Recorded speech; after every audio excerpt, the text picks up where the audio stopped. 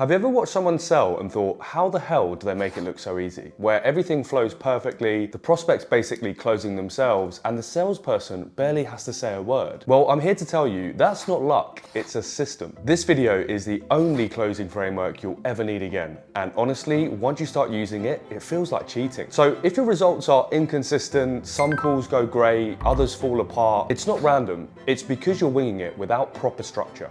I've spent 15 years selling high-ticket offers, and for the past 5, I've helped hundreds of founders fix this exact problem. So by the end of this video, you'll have the full 6-step framework to take complete control of your sales calls and make closing deals feel like it's rigged in your favor. But first, full credit to Alex Hormozi for this one. There are endless frameworks like this out there, but this particular version is the simplest, the most practical, and the easiest to deploy that I've actually seen. So let's get into it. Most sellers lose control of the deal because they think closing begins when they start pitching and when they start talking about their solution. But that's wrong, because the close started the second the prospect showed an interest. And I see it constantly. People jumping on calls and going straight into pitch mode. No framing, no questioning, no positioning. Meanwhile, the buyer's sitting there still deciding if they even give a shit about what you offer. It's like asking someone to marry you on the first date. Of course they're going to be hesitant and frankly a little bit weirded out. You wouldn't do it because you haven't earned that right yet. So the first step of the closer framework is C. Clarify why they're here. The very first thing that comes out of your mouth needs to be, what made you hop on this call? They clicked an ad, they booked a slot with you, they took some kind of action in order to be here. So you've got to force them to justify that decision to you. Here's why it works. People are somewhere between 30 to 50% more likely to act on a solution when it feels like their own idea, not yours. And you create that by asking, what made you reach out? Why now? What's made this a particular priority for you? Think about it. You can't guide them to the solution if you first don't understand why they're even on the call. That flips the entire power dynamic and they start selling themselves before you've even said a word. So let them give you the ammunition that you need in order to be able to close them. But getting them to justify their interest is just the start, because most sellers sabotage the deal in the next 5 minutes by skipping this next part. But first, just a very quick heads up. If you want this entire closer framework written out for you step by step in a sexy little cheat sheet, I've put together a free resource with the whole system mapped out visually for you. So no need to take any notes, no guessing. It's basically your sales call cheat sheet ready to use right now. Just grab it from the first link in the description below. All right then, back to the framework. Here's where most people mess up. They assume that just because the buyer's nodding along when they're talking, they're ready to buy. That's wrong. You know those sales calls where the prospect seems engaged, they're agreeing with everything, but when you go for the close, they still stall. When it's crunch time, suddenly they need to think about it, or they need to talk to their partner. They disappear and the deal falls apart. That's because they never actually confirm their pain out loud. Step 2 of the closer framework is L. Label the problem. Think about it like a doctor trying to prescribe treatment before the patient actually tells them what's wrong with them. If they don't say it out loud themselves, they don't own it.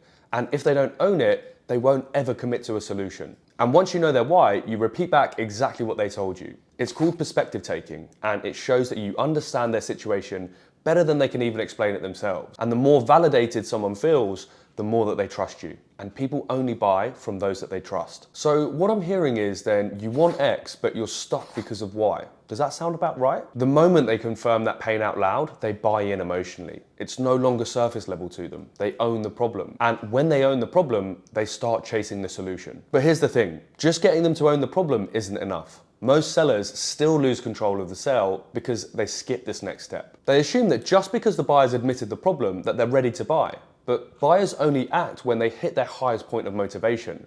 And that only comes from confronting the pain that they've already lived through. So step 3 of the closer framework is O. Overview their past efforts. So I had a client stuck at around about 20K a month. They were losing deals every single week, and every prospect seemed keen, but they couldn't close them consistently.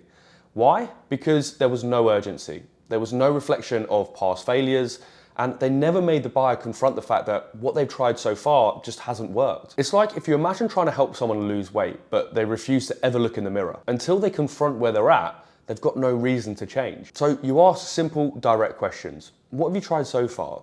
Why didn't that work? What happens if you don't fix this? What you're doing is helping them to stack their frustrations, confront their failures, and realize that staying the same costs more than changing.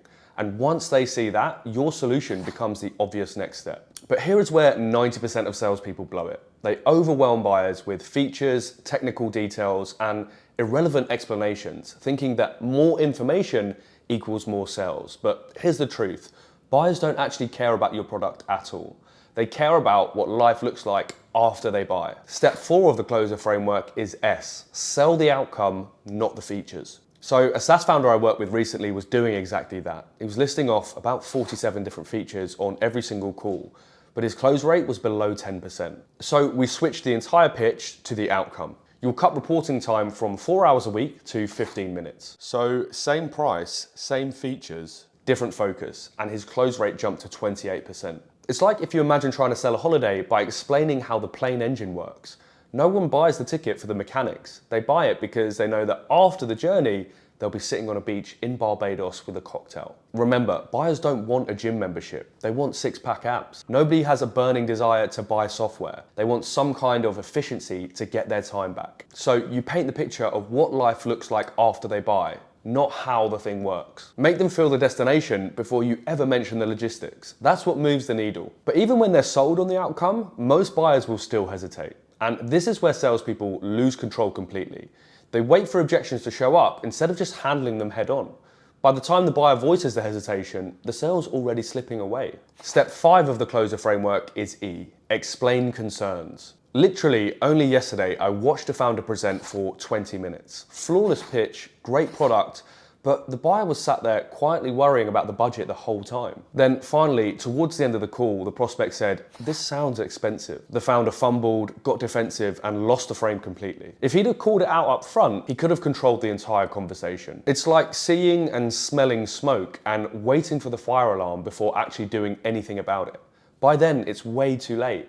Buyers hesitate long before they voice it, and if you don't address concerns early, the deal just burns out. So if they hesitate, it's because of money, time, or decision-making authority. That's it. So you call it out directly.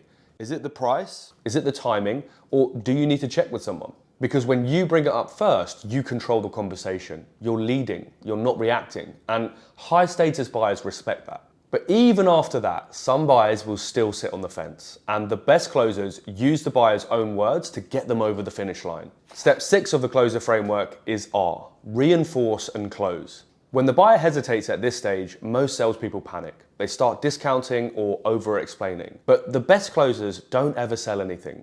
The buyer sells themselves. Let me give you an example. Last year, I had a prospect go completely quiet on me after they'd agreed to move forward and after I'd sent them the proposal. Now, most people would have panicked, dropped the price, thrown in a load of bonuses, started chasing, but instead, I just sent them a voice note saying, "Look, you told me this was costing you 5K a month. You told me it was keeping you up at night. You told me it was your top priority. So tell me now, what's really holding you back here?" Well, 10 minutes later, the deal was signed. It's like having to remind someone why they started going to the gym in the first place. Because when motivation dips, you bring them back to their own reason. You use their own words to anchor the conversation. You say, "You told me this was a priority, so what's holding you back?" And that makes them confront the cost of doing nothing. It's no longer about price or timing. It's about whether they're serious about solving the problem. The best closers don't persuade. The buyer persuades themselves. So you've got the full closer framework now. But even with perfect sales calls, most founders are still leaking revenue before they even get the chance to close. You can run absolutely flawless calls and still lose 20 to 30% of your deals just because of hidden mistakes earlier on in the sales process, which are silently killing your conversion rate. And that's exactly why I made this video here for you, where I break down the 3 hidden sales mistakes costing founders around 20K a month and how to fix them without changing your leads, your offer, or your price.